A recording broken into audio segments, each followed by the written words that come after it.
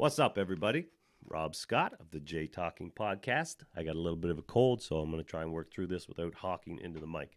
I wanted to give myself a check-in, 1/3 of the season check-in, see where I thought coming out of spring training, and where my thoughts are now, and give myself a little an assessment, so to speak, a grab by the balls and turn the head and cough sort of checkup. How full of shit have I been, and how much have I been right on the mark? So anybody who's been watching these videos knows that I wasn't a fan of the construction of this team. I didn't think we dealt with a lot of our weaknesses that did not allow us to advance further than we could have last year. And I thought we'd be a 530, 540 winning percentage team this year, which would be good, but not good enough to make the playoffs. Now, having said that, the Baltimore Orioles are in the wild card spot, sitting at 532. So I would be wrong on that assessment. That appears to be enough to get into the playoffs at this very moment in the AL. So let's just quickly shit out some stuff. I didn't really make a lot of notes for this. I made just some little check marks to check in on. But so Jose Bautista. I didn't like the signing of Jose Bautista. Right now, $17 million. He's been totally worth it. In terms of his contract, I still probably would have preferred the Jays to allow some younger guys to play, but we'll get to that. So that's fine right now, all right? If we're going to go for a playoff spot, I'm going to accept that as that's what the team is trying to do. So Jose is a good fit right now. At $17 million, that contract is good. He's playing up to it. What has caught me by surprise, and probably most everybody else by surprise, is that his physical strengths seem to have reappeared in some forms. His arm, he's a better defender this year. And he's always looked good physically. I mean, he hasn't looked old or creaky or anything like that. He keeps himself in good shape. But, the numbers can show the decline when the body doesn't. And has it sitting at a 785 OPS right now. And that's about what you could have, that's about what I would have expected coming into this season. 800 OPS. 25 bombs, injured for 25 games, but 85 walks, 90 runs scored, 90 ribbies, a good season, $17 million worth probably. So the defense has really added to that component and made him better than I thought he would be. I would have wanted to see them. I wanted to see them ditch that position, but remember where my starting point was. My starting point was this isn't a playoff team, so let's build for 2018. And the way to help do that is to let some young guys play, get some experience. Now, Dalton Pompey has been injured, so that wouldn't have worked out anyway. I wanted to see Dalton Pompey to get some ABs. But what has been nice, and what I did want to see, again, because this was my idea, was by a third point in the season or the quarter pole even, that we would see some young guys in. And we've seen Alford already and Dwight Smith Jr. on the offensive side. I mean, Cisolani too, but I mean, he's not really a prospect we were looking at as a big growth prospect. So to see them was exciting. To see Alford by this point was exciting. I thought maybe Tellez, but he's performed poorly in AAA, but he had a good game yesterday. He's starting to heat up over the last 2-3 weeks.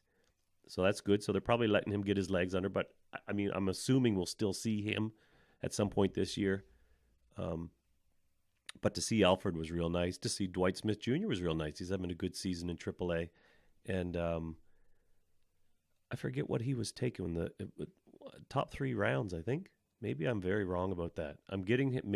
Maybe I'm getting him mixed up with DJ Davis, who's been mostly a flop, I believe, in the minor leagues that I've been watching the last 2-3 years. He hasn't lived up to the potential. He may even still be stuck in A ball or something. So Dwight Smith has passed him for sure. But anyway, yeah, so it's nice to see those young guys playing, getting some at bats. And I think these injuries have been a blessing in disguise. I really do. Because, so another issue that I had coming into this season was the bullpen. I don't believe in the idea that you can just throw together a bullpen because bullpen pitchers are just like anybody else. They have ebbs and flows to their season, but at the end of the year, their stats always line up in the same place. So to say, well, I can grab a guy who had these sort of numbers the year before and plan him in and just, hope. And sometimes it pays off, sometimes it doesn't. But, I guess what I'm saying is there is predictability in bullpens. It's not just they range so far every year more than other players. I don't believe that. I don't think statistically that would prove itself out at all. So I think these injuries to the starting rotation have really been a blessing in disguise because we've been able to see other arms. Latos hasn't worked out. He didn't pay off. Bolsinger hasn't paid off, though he's been lucky because he's gotten some run support. To see what Gio Biagini is growing into, it's really nice to stretch him out. The injuries are one thing that I thought would hamper this team at a spring training. So far, that has shown itself to be true. However, far exceeding anything I could have ever imagined, or probably anybody could have imagined.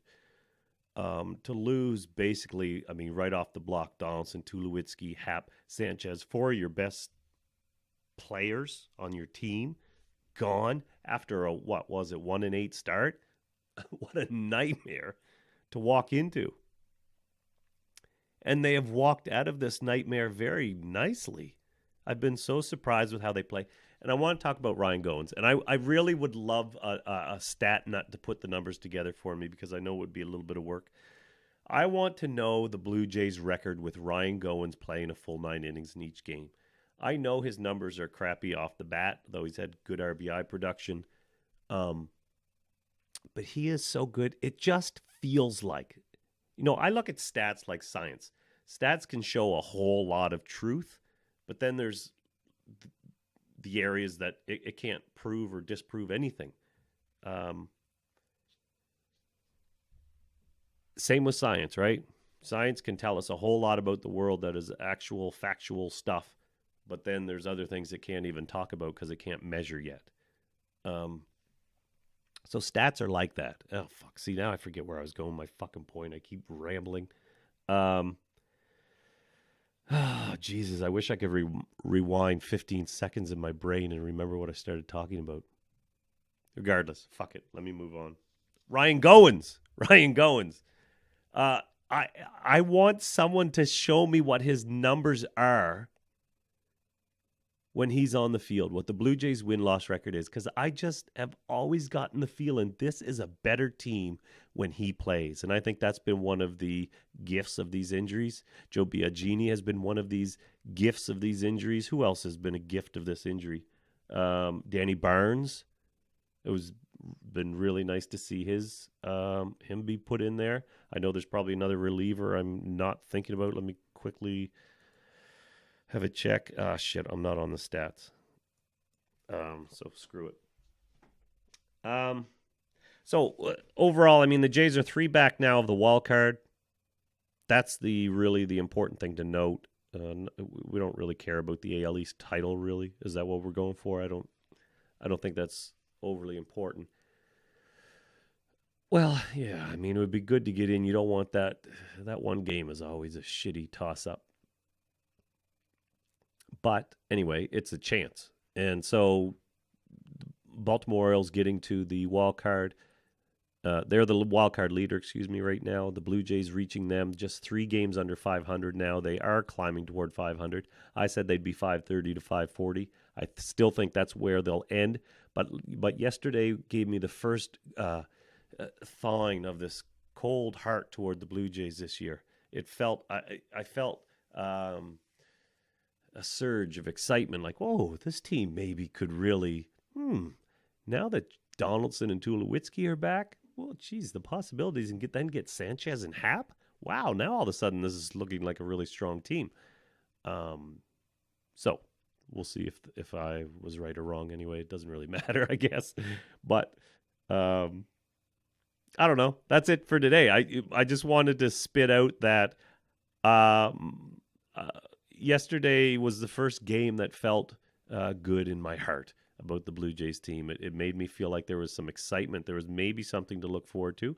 I wish they had followed my fantasy plan in my head, but of course they didn't. And it's exciting nonetheless to think about your team being in the playoffs. I still am a Blue Jays fan, die hard through and through, and I always want them to be in the playoffs.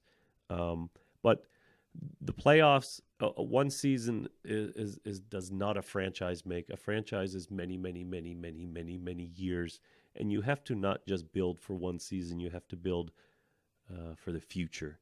And I just thought for the future of this team, it would have been best to not really try and compete this year in terms of not trying to be awful, but letting some of the young kids play. Because 2018 around this pitching staff was more important to reposition this offense to get speed and power in there and mix it up. Anyway, I think I'm rambling again. So thank you for joining me. If you listen to all this, I appreciate your time. Thank you very much. You can subscribe to this channel or like or comment on this video. Doesn't matter. I like it, but I'm not trying to guilt you into it. Thank you for joining me. We'll talk to you later.